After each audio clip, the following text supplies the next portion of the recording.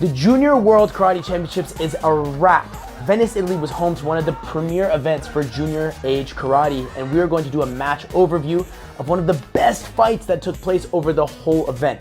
This is a premier event because it involves all the best athletes from all over the world, from multiple different age categories, and this match was one of the highlights, let alone them being the youngest athletes. We're gonna break down specific tools to make sure that you're leveling up your skills to be the best successful athlete that you can be. Coach Cam fam, welcome to Match Overview. So let's set the scene. This match is taking place between Mexico and Saudi Arabia. Now, both of these athletes are extremely strong to make it to a bronze medal match, and now there's a lot of things that go into that psychologically. A lot of times when you're into a medal round, you want to secure actually getting a medal, so a lot of times it doesn't happen to be the best performance. But these two showed what it's like to actually be yourself, go out and just perform. Not worry about everything that's going on around them, but be present, and regardless of what the match actually had in store, just continue being their best in that moment, and we're gonna break down some of those different pieces. So, without further ado, let's get into it now. Okay, so this match is gonna get right going from the start. It's a 2-minute stop time match, which means every time the referee stops the match, they're gonna be awarded a point or a penalty, and the time will stop based off of that.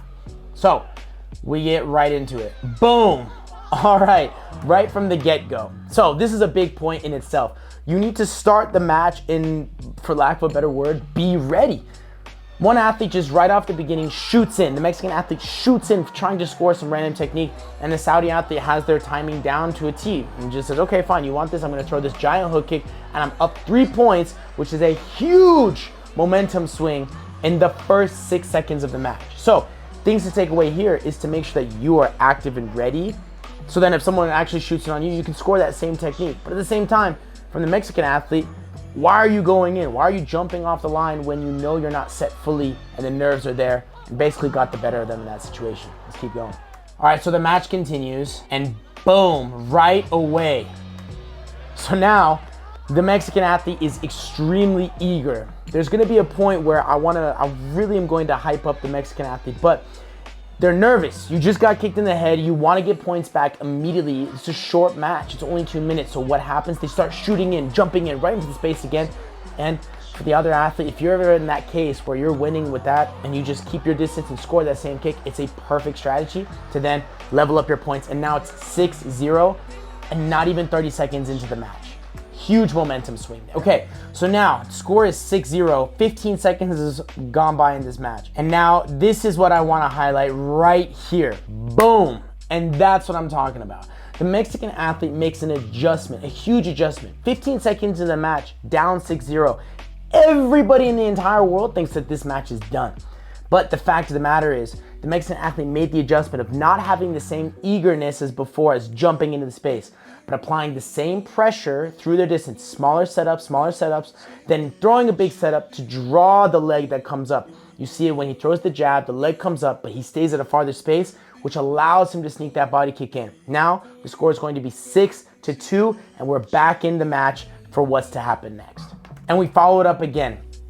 Now the Mexican athlete on this score continues the same pressure, notices that the same kick has happened 3 times, which brings me to my second point. Besides staying engaged all the time throughout a match, you need to make in-match adjustments. Having an emotional response to saying, oh, I got kicked in the head right now, and getting caught up on that is not gonna help you be successful.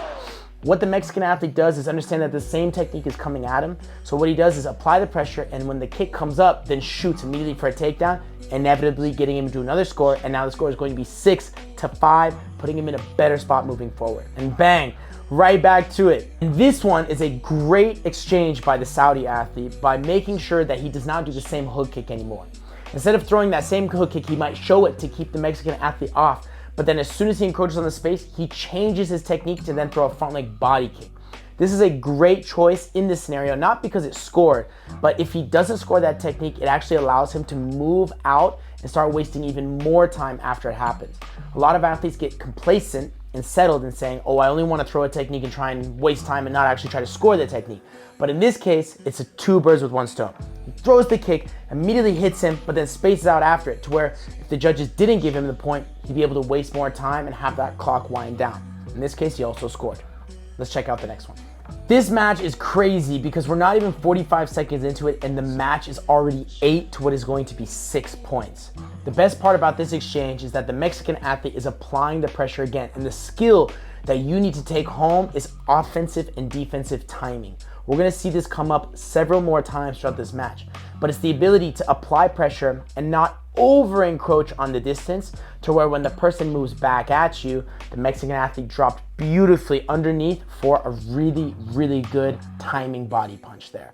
Let's keep going. Oh. Ooh! This exchange is really good because as a coach, we tell our athletes to maintain pressure even when they're winning, but a lot of times we don't know what that means.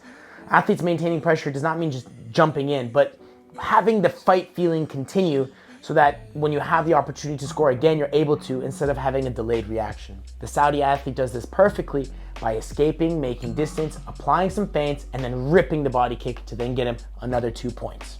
All right, so here's the thing about this one. I encourage you to go back and watch that exchange again. Now, from a viewer standpoint, the first time I watched this, I thought blue scored. I thought Mexico had that body punch that we talked about earlier. But the fight feeling that I talked about goes beyond just that first exchange. Throwing a secondary technique is an important thing in our sport, so that if that first one ever misses, you're able to follow up. Judges like high scoring points. So us as a viewer might think, oh, that body punch was the thing that scored. But right as soon as he pulls back, he was short ever so slightly. The other athlete throws a head kick right before the camera pans out. And that's why he's getting 3 points. So between your fight feeling, not just disengaging, totaling and saying, oh, I scored my own points. That's why the referees and the judges are there. Let them do their thing and you need to fight the whole time. Match pause. Now, I challenge you as the viewer to put yourself in the shoes of the different athletes that are here. We're just over halfway into this match and the score is crazy all over the place, 6-13. How would you feel if you were each one of those athletes, and what would be your strategies to continue to make sure that you could win that match? Something I do with my athletes is play out the different scenarios that could happen and what their feelings would be, so that if this ever happens in real life, they know not to freak out or not to panic or not to get complacent, but to focus on the little steps or the strategies that are gonna come up next to make sure that they could be successful inevitably to win the match. Keep it simple is always a friend to us. Now in this case, the Mexican athlete does the same thing as before, maintains the pressure without getting too close, throws their fakes, and inevitably sees one little hitch and throws the jab to then score. Now this is an interesting case because the emotions and inexperience of the athletes start starting to kick in. The Saudi athlete just goes, no, I don't like that I just got scored on by you. I'm going to step off the line and I'm going to hit you. Mexican athlete has been scoring something continuously, and that's timing, intercepting the person as they move in, which inevitably took advantage and scored another jab. For those of you that don't watch or compete in sport karate, 15 seconds or less in the match is very crucial because people can lose different things or penalties can be elevated. Now, at the beginning of the match, the person that scores the very first technique, regardless of the point value, also gets an advantage point. At the end of the match, if you're tied, the person with that advantage point will inevitably win.